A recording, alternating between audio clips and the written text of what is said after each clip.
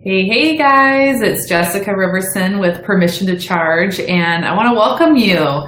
Welcome to this live stream, whether you're here live or watching it as a replay. I'm going to give everyone just a couple minutes to pop on. I'll let you know what we're talking about today and just give people a few minutes to hop on here. So the title of today's training is What Not to Do in Your Coaching Business If You Actually Want to Make Money. So this idea came to me after my VA and I were talking shop, as we do sometimes. Our entire team is supporting so many students at one time. So, we talk about how can we help each student? What else can be done? What else do we need to teach? What else do they need to know? And unfortunately, we also see, a lot of people that come through the funnel who, are making certain mistakes in their business, and they've been making those mistakes for a long time without knowing it. And they don't realize that they're doing certain things, they're focusing on certain things that are not going to work at this stage in the game and are just not going to ever make them money. So I thought I would talk about that today. So thank you to Michelle, my awesome VA business manager, kind of all in one. And she serves our clients and the academy. My neighbor has to mow his lawn right now, apparently. So hopefully you can't hear that, but super loud. So shout out to Michelle for helping me come up with that idea. Oh, looks like we've got some people live here. Go ahead and tell me your name and where you're coming in from. Would love to know your coaching specialty as well. On Be Live, I can't really see who you are until you actually go ahead and post your name and say hello. So put a comment there. Don't be a stranger. Let me know that you're there. And we're going to dive in just a moment. So what not to do in your coaching business if you actually want to make money. I've written a bunch of them on a notepad here, or a Post-it note. And we're not going to get through all of them today. So I'm going to just get into the top ones. This is going to be a bit of a rant as well. So if you like rants, then you're going to like this. If you want to see me fired up and passionate and show you what really frustrates me in this business, then you're going to love this. And I think it's going to be eye-opening for you. So let's get started. All right. So these are not in any particular order. I'm going to go through, I'm going to tell you all of them that I have listed. And then next Friday, I'll go through a couple more of them. So you'll kind of get these in bits and pieces. So let me just give you a list real quick though. Number one, working on your website. Okay. That's what we're going to get into today.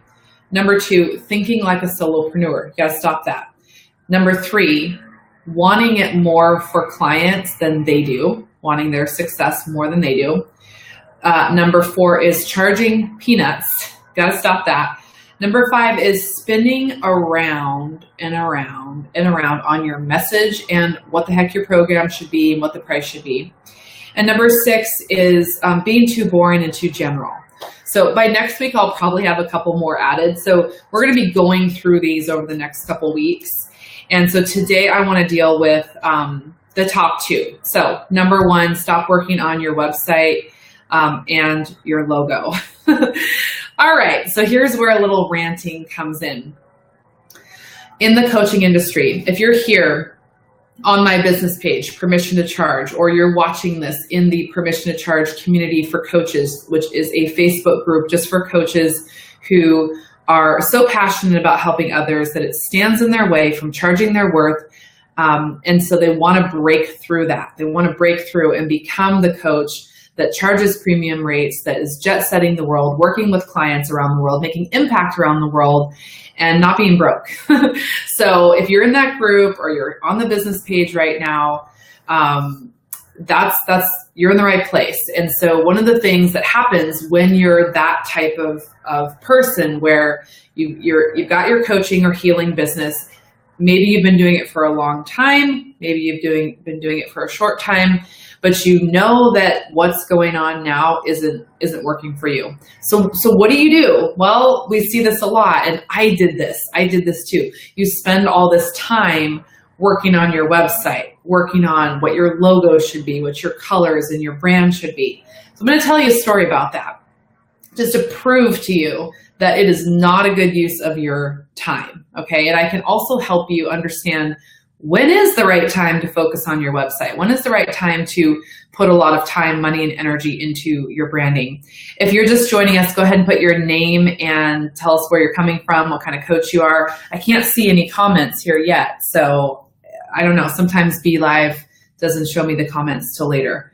Okay. So I actually want to update what we're talking about too. So stop working on your website. This is number one. I'm going to go ahead and have that show up on the screen. Hey, it's Nicole. Awesome. Welcome. Good to connect with you. It's been a while. I see you've been posting in the group, so I love to see you back in the groove with us. All right. So let me tell you this story. I've been coaching. I'm going to try to give you the short version, but I'm going to go back a little bit. So started coaching when I was 21, right? So I'm 37 at the time of this video. So all through my 20s, I was coaching as a hobby, expensive hobby, right? I was working for a company and I was like paying to go to all these trainings. And then I was working with students that they were giving to me, but I wasn't being paid. So it was like this whole thing, great experience. But after 10 years, I had in the meantime started my own business. So I have another company that's a franchise business. And so I was doing all that. And then I decided, okay, obviously I love coaching. I'm going to make it a business. Decided to do business coaching. I kind of was focusing on money coaching because I became a certified money breakthrough coach, but specializing in women entrepreneurs. So that was like my big idea, right? But this was back in 2008. I went to my first Ali Brown conference. So Ali Brown is a female pioneer in the internet marketing scene. And she was one of the top women back in the day. When I went to her event, she had Marie Forleo on her stage as like a guest expert. And this was back in the day when Marie was talking about make every man want you, and she was doing her booty pop thing. So she literally got on stage and like taught us all how to do a booty pop. I don't know. So it was like, how many women were there? There were so many. It was like 500 women, some men, and Marie Forleo was there. Like she used to be a dancer, I guess, like a hip hopper or something. I don't know. So that was my first experience with her. Anyway, Ali Brown's awesome. Marie Forleo, awesome, awesome women. It's been fun to watch them rise over the years. And so I was like a deer in the headlights, needless to say. You know, I wasn't where Marie Forleo was at that time. She was already being mentored by Ali Brown at that time. I'm just like getting into this 2008 going, whoa, there's so much possibility here when you take your business online.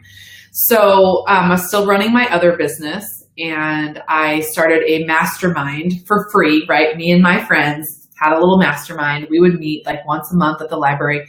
Nobody was doing hardly a damn thing in their business, I have to say. None of us were very profitable in our businesses, in our online businesses. And it was a lot of work for not a lot of return. And then some people just wouldn't even show up, right? So during that time where I was like I call it my faux launch. So it was a 2-year period of time. So it was like, 2008, 2009, 2010, all the way into 2011. So technically my faux launch was like 4 years. But when I started to get serious and I put some money into it, I paid someone to do a website and a logo, and I got a photo shoot. This is the 2-year period before I actually got a paying client. So here I am paying for the photo shoot. My business was Soulful Solopreneur. I thought it was great. I had a website built, didn't like the website, didn't like the logo. I mean, I agonized back and forth and back and forth and back and forth with this designer. And I remember being at a coffee shop with my friend and talking about it over and over and over. I mean, just months, years, right? And then I decided I didn't like that, scratch that. I got a new website made, a new like logo made for Soulful Solopreneur. And I ended up working with that website for a couple years. But 2 years of literally working on what my logo should be, what my website should look like. I think I got a second photo shoot. I mean, it's just ridiculous, right? Guess what? Not a single paying client that entire time. No paying clients. So that's one reason why you should not be spending time on your website, okay? Because you're probably not clear enough about your brand and about your message, right? I wasn't. And because I wasn't clear in the value I had to offer, I was hiding behind the activities of website, logo, because I thought it was all about how it was going to look, right? I also thought magically all these people would come to my website, which is not the case. So I'll get into that in a second. But you don't want to hide behind all of that stuff. So if you're at a point where you're a newbie or you are up leveling, so a lot of people will come to me, they're already at 6 figures, or maybe they made 50K last year as a coach and they want to go to the next level and they think it's all about redoing the website. But that's usually not the first place to start. Second little part 2 of this story is then for 2 years, I had paying clients, but I only made $7,000 the first official year with paying clients. Remember, like we're now 5 years into like from the faux launch period, from the idea stage. So, the first official year where I had paying clients, I made some money, $7,000. Second year, $15,000. So I was quite devastated that it wasn't taking off, right? So what changed? How did I go from, 15,000 to nearly 100,000 the next year? I got clear on my message. Okay. So every person I work with, even if they're already making $100,000 a year, we have to get clear on their message, what they're known for, because they might be working their butt off with lots of clients, but to go bigger, they have to get clear on their message. So we don't actually, try to fix their whole website all at once. We just focus on the message that they're using to bring in clients first and foremost. So when I changed to my new brand, Permission to Charge, it's not new anymore, before I did the whole website, because that took me like 4 months, get a new website, yet another photo shoot. It was probably like my 3rd or 4th photo shoot at that point. But that took me like 4 months to do all that. But when I got clear on my message and, I wanted to be able to charge more, right? So I needed to be able to convey the value of what I was offering. People didn't get the value, right? They didn't get it. I would go to networking events. They would say I was a life coach. I'm like, how did you get that from like what I said? But I wasn't being clear, I wasn't talking about results in business. I don't know what I was talking about. I mean, I'm sure I had some results-oriented things in there, but it was confusing for people, and especially the brand, Soulful Solopreneur, that was confusing. So what happened was when I started to focus on Permission to Charge and I came up with some messaging, like a 30-second commercial that was clear, I went and delivered that at a networking event. And immediately 2 people came up to me, said, I need to talk to you. And one of them became a client. Also, a friend of mine who's a coach, I shared with him my new message. And within like a week, he sent me a referral. And that started happening where I started getting more referrals and, a lot more things started percolating. And I started charging more and getting more clients at my, higher rates. And so the website wasn't what did it. Hey, Jen. Yeah. So you're a life coach. Exactly. Yeah. It's like you just cringe, right? When people are not understanding what it is that you do, like it's so frustrating. Hey, yeah, it's so frustrating. And I just remember being like so mad, like, don't call me a life coach. And there's nothing wrong with being a life coach. I mean, if you're a life coach, don't call yourself a life coach. I think you need to come up with something else. But I want to stick on topic here. So what we're saying not to do is to focus on your website. So it took me like 4 months to do this whole rebranding, but guess what? I started making more money immediately. So this is really cool. That second year, I remember it was December, looked at my numbers, about $15,000. I was devastated because my other business was already over 6 figures. So I'm thinking, this new business, I should just go right up there, right? Not the case, So I'm at the end of my second year, 15,000. I'm like so devastated. I feel horrible. Like I just must be an idiot, especially being a business coach, right? How does that work?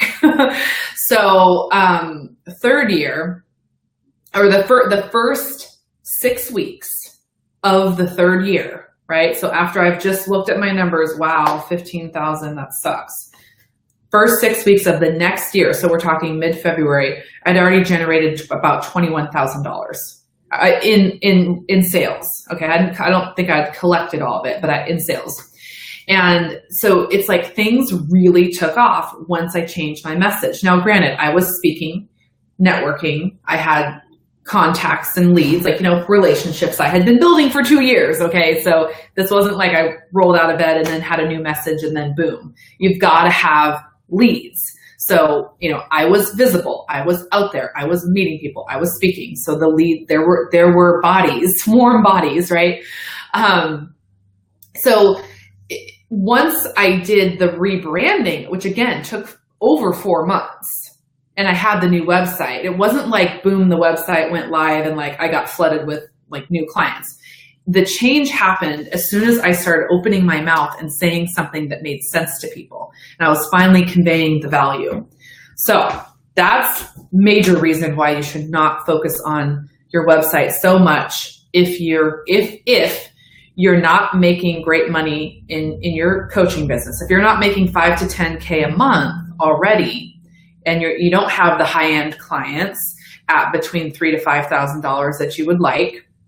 And that's why you're in this community, right? Because you want to be charging premium prices while still making a difference. It's not just about the money. So I don't even need to go there too much because you guys know that. But you don't want to spend all your time on the website. It's more about your message. It's more about, can you convey the value so that people refer to you, they come to you, they find you, that kind of thing. The other reason, okay, and this is what drives me freaking nuts. And it's okay because you don't know this until you know. So if this is an aha for you, please comment. Please let me know. Just looking at the comments we have here. All right, so this is the other reason why you should not focus on your website so much, or your logo for that matter, or your colors. Do you have traffic to your website? Like, people will say, well, I really need to work on my website, blah, blah, blah. And it's like, do you even have anyone going to your website? Is anyone going there? Like, how many people per week are going to your website? Nobody. My website is not where all the magic happens, right? I use my funnels to bring in the leads.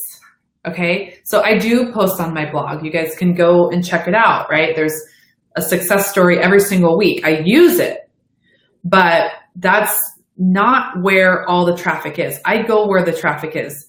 My peeps, they're on Facebook. Where are yours? Are you there? Are you being visible there? And do you have paid advertising going on that platform? That's the real deal. And so when someone says, well, I'm going to work on my website, and they're not even clear on the message, like, here's the deal. You don't have proof of concept yet. If you haven't had a high-paying client or multiple high-paying clients, then how are you going to go make a website or focus on your logo or focus on anything related to your website when the message isn't clear and nobody's going there anyway? So then you spend a lot of time and a lot of money on something that just isn't helping you. You'd be better off to spend what you were going to spend on a website, which might be a lot, on a coach or a program that is going to take you step by step, right? So I know some of you watching are in either the Academy or Instant Pay Raise. Both of those programs show you how to create your program, and then the Academy shows you how to get your funnel going. You've got to get leads coming in. You have to have your message in front of an audience. And then that message has to be that, message to market match. It's got to click. Okay. So focusing on your website is like the worst freaking thing that you can do. just don't do it right now. Are there some cases where I might say, yeah, it makes sense? I can think of one person in our academy where it kind of makes sense that she focused on her website for a while, but we were working on her messaging. She had a book launching. She already had a website. But it took a lot of time it took a huge chunk of time away from actually creating a lead generation funnel. And she did it with full consciousness, so that's fine. But that's the only exception I can think about. I can really think of where it kind of made sense and it was her personal decision, right? But during that whole time, clients weren't coming in because you're focusing on building your website. And guess what? Once you start working with more and more people, or if you're in a place where you're shifting from the clients you have and you want to move to more high-end clients and high-end offerings, then you have to shift your message, right? And so you don't want to do that until you've validated or proven that you can attract people at that level. So it seems like the fancy glossy website is the thing that does it for you, but it's not. It's just a myth. Can it help you? Sure. Does it make you look good? Yeah. Can it give you credibility? Absolutely. But if you can't get proof of concept out in the real world with that new program that you have or that new messaging that you have, then why do you want to build a whole website? And again, who's coming to your website? Even coaches that are making great money, a lot of times when they come to me, I'll ask them how many people are going to their website every day, and it's not that many. And the other thing is, you don't want to send all your traffic straight to your website if your goal is to get them to opt into something specific. You'd rather just send them straight to a landing page. So I could go on about this, but I'm going to move on to the second thing. Next week, we'll get into all of them. But if you're just joining us, I'm going to just read you really quick the things you should not be doing and just get you up to speed. So number one, we're talking about stop working on your website and your logo. Okay. Number two is stop thinking like a solopreneur. That's what we're going to talk about next. And then number three is you can't want it more for your clients than they want it for themselves. Number four is stop charging peanuts, right? Number five, you cannot spin around on your message and your program, right? That's not going to make you any money. And then number six is you can't be all things to all people. You can't be general and you can't be boring. So those are some of the things we'll get into next week. Let's dive into number two because we have time to do two today. If you guys are feeling this, if it makes sense, if you're like, oh my God, yes, let me know, post in the chat. I know some of you have already taken the program, so you're probably like, okay, yeah, I remember when she's told me this before. Hey, from Tennessee, social broadcasting and mindset. Awesome. Who's that for? Who's it for? See, right there, and I don't want to make an example out of anyone. I want to be helpful. That messaging right there, we need to add a little something so I know who it's for. So I can think of someone immediately that needs what you have, right? So let's see, I'm just showing all the comments here. Yes. Okay, cool. These were like the original comments. And what else do we have here? Okay, good. You guys are with me. Okay, number two. So this is really ironic since I've just shared with you that my original brand was the Soulful Solopreneur. And now I'm going to tell you, stop thinking like a solopreneur. So let me see that comment that just came through. Let's see. I work exclusively with the funeral industry. Okay. All right. So, and tell us more. That's kind of interesting. Broadcasting and something else okay, that's fascinating. So that's more specific, right? Much more specific. And I may just not know enough about that industry to know what it is that you do specifically in there. But let's dive in, okay? Because I hope this will help you. All right, so stop thinking like a solopreneur. All right, so here's the deal. I started my business thinking I was going to serve solopreneurs, and I was a solopreneur. So how do you know if you're a solopreneur? Well, you're wearing all the hats. You're doing everything. And, I guess I thought that was, it was a buzzword at the time back in early 2000s. Nowadays, it's like, no, you don't want to be a solopreneur because it's really hard, right? So when you're wanting to position yourself as a premium coach, or even if you're not a coach, but premium level service provider, you're an expert in your field, you're commanding the highest prices in your industry, and you're stuck in the solopreneur mindset. Here's where the disconnect happens. You want to charge $3,000 to $5,000, and I have clients from over the years who have programs that are $5,000 or more. And yet it just kills me when they don't want to spend on team members, or when it is time to rebrand and they don't want to, sorry, I don't know why my phone is, someone's trying to call me. And they don't want to invest in having the brand then match what they're offering, right? Or they don't want to get team members to help them, or they don't want to invest in Facebook ads because it's not, a for sure thing, but they, it could work for them if they get the right funnel going, but they're just too afraid to like invest in anything that's not a sure thing. So what happens when you're a solopreneur, you have the mindset that you have to do everything, that you should do everything, that you should do it cheaply and most inexpensively. And I'm not saying not to be savvy with your finances or anything, but that solopreneur mindset is that it's the me do it syndrome. I used to have an ebook called The 5 Solopreneur Traps. And maybe I'll tweak that into like the 5 coaching traps, because it's kind of the same thing. But that was one of the traps I talked about, is the me do it syndrome. And that's where you think you have to do everything yourself. And so that type of thinking is you're rowing the boat. It's a burnout recipe. Yes, Jen, you're rowing. You're rowing. So you're rowing the boat. You built the boat, you're rowing the boat, and you're trying to steer the boat at the same time. If you're a CEO, which is what I want you to step into, you are steering the boat. Now, as a CEO, you're willing to get, start rowing if necessary, right? It's your business, it's your boat, but you're not rowing 24/7. And that's the difference. Okay. So I think for coaches, it's, high-end coaches, like you start out with private clients. That's fine. It makes perfect sense. You can charge premium prices. You can work with people on a deep level.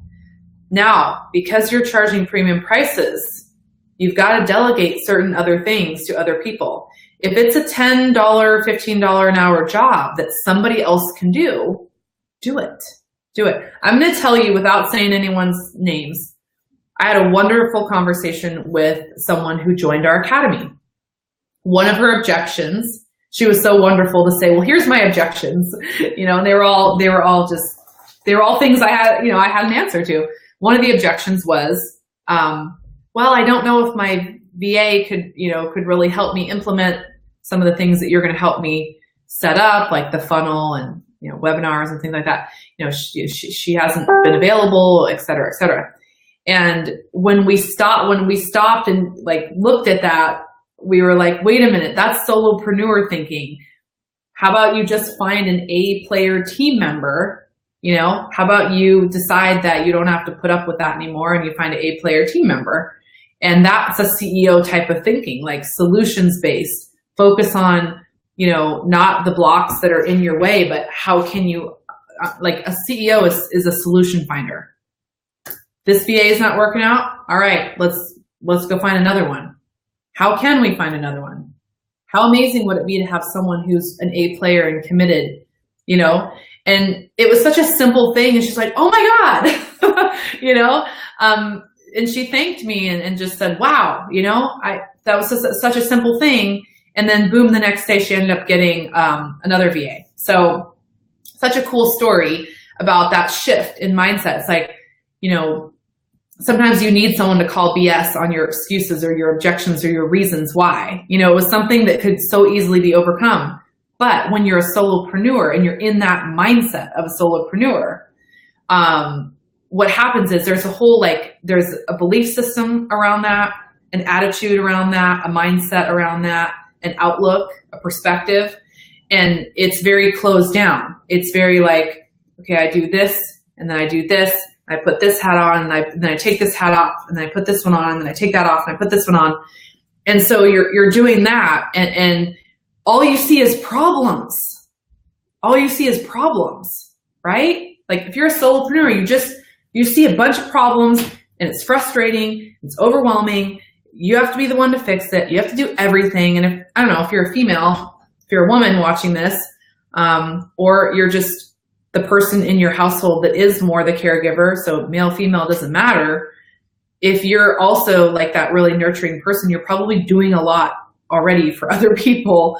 You know, you're already like the one that does it all. So now you've got this business and you're the one that does everything. That's what we need to stop doing. Now, a lot of times you guys are like, well, how? You know, if I want to make, let's say you're at $5K a month and you want to make $10K a month consistently, you're like, well, what comes first? Do I spend so that I can make that, or do I make it and then I spend? Well, you got to be creative as a CEO. You got to think about what's going to give you the biggest return on investment. What do you most need support with?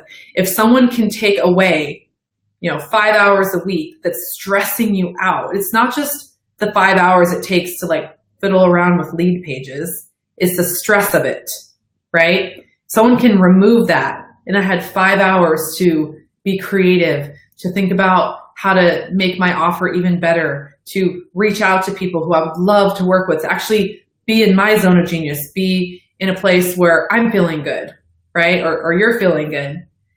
Isn't that worth it? Isn't that going to give you the juice and the energy that you need to be at a high level? So, you know, you're saying you want to be this high-end coach and, you know, charge your worth, premium rates, but then you're operating down here. That's the disconnect. So I'm looking at Tina's leverage social media. Yes. Yeah. Oh, that's great. I bet they really don't have a clue about how to use social media. So that sounds like something very valuable for them. Absolutely. So here let's recap, you guys. We've got stop working on your website and your logo. It's not going to bring you the money today. Stop thinking like a solopreneur. Start steering. You need to steer the boat, not be the one rowing the boat. And you need to have a coach. You need to have someone who is your compass, who's like, here's where you need to steer towards. They're going to give you the map, right? So you know where you're steering to. Someone who is a CEO in their company, someone who has, you know, built a team. That doesn't have to be a large team, but they've moved through the ranks, so to speak. They've moved from constantly working on their business all the time, or in their business rather, to on their business. They are steering the boat more. If that's where you want to go, you want to step into having a very successful business that's scalable, that's leveraged, you know, moving up into the multiple six figures. It's not just about six figures. That's what everyone has in their mind. Inflation, like, come on, let's go beyond six figures, right? And that's the other thing with the solopreneur mindset, is the tendency is to go, well, if I could just make this much, that'd be great. Yeah, that'd be good. And I'm like, is that all you want? Yeah, that you know, X number amount per year. Yeah, that'd be good. And I'm like, I'm not buying it. You know, I'm not believing it. Can you go for more? But when you're in a solopreneur mindset, you're just thinking about, how much can I do with the time that I have? You're connecting yourself to the dollars and time cycle by thinking of yourself as a solopreneur. If you start thinking of yourself as a CEO, you start seeing yourself here, and you start seeing the other players on the team and how you're managing them, how you're managing the tasks. So you're more in a manager type of mode as you're moving up to get into more of a CEO mode. So that's sort of the next level of thinking. I think we got another comment here. Yeah, absolutely. So Tina said, what you expect is what you'll get. All right. It's okay. She can be in here. It's fine. It's fine. Come here. All right. Okay. So as per usual, this is how we wrap up these live streams. So, this is Etta, if you haven't met Etta yet. Anyway, we've covered two major things that you should stop doing in your coaching business if you want to charge premium rates and actually make money in your business. Say hi, Tina. Hi, Tina. So it's not easy to be a mama CEO, but you can move out of the solopreneur mindset into the CEO mindset. Mwah, love you. So you can see I'm a little distracted now from my conclusion, but I want to thank you guys for being here today. I'll get into steps 3, 4, 5, and 6 next week. We're going to keep talking about this. If you are at a point where you're trying to convey the value of what it is that you offer, you're trying to price based on value so that clients can see that you are bringing the goods to the table, so to speak, then I want to invite you to go and check out the Raise Your Rates Challenge. So raiseyourrateschallenge.com. Tina said she had, I didn't see it, 4 sons and a daughter. That's a lot of boys. So I want to encourage you to check out raiseyourrateschallenge.com. It's going to give you a full training on value-based pricing. So you're going to start to get out of some of the thinking around, I'm just a solopreneur and I'm charging by the hour, or I have packages and I shouldn't charge very much. Because one of the ways that you can move from that solopreneur to CEO more quickly is by charging your worth. So that's step number 4, not charging peanuts, and we haven't got there yet, but that's a little bit of a sneak peek for you if you want to get some training in between now and next week when we have the next live stream. It will rock your mind. If I do say so myself, it's very good. It's very comprehensive. You'll get an email every day for 5 days. By the end of the 5 days, you will have higher prices for your programs and your services. So, but it works you up to it. So you get the training, you get the ahas and the breakthroughs. And then on the 5th day, you are challenged to go ahead and revamp your pricing. So I want to invite you to go ahead and grab that, raiseyourrateschallenge.com, and share in the Permission to Charge community Facebook group about what you're learning from the Raise Your Rates Challenge, what insights you're having about value-based pricing, because it will, I guarantee, help someone else in the group who is still trying to figure it out. And their mindset is so much of a solopreneur that they almost can't see another way of thinking about value and price. So take the challenge, invite a friend of yours that's a coach or any service provider, honestly. I mean, you guys know that I mainly work with coaches and healers,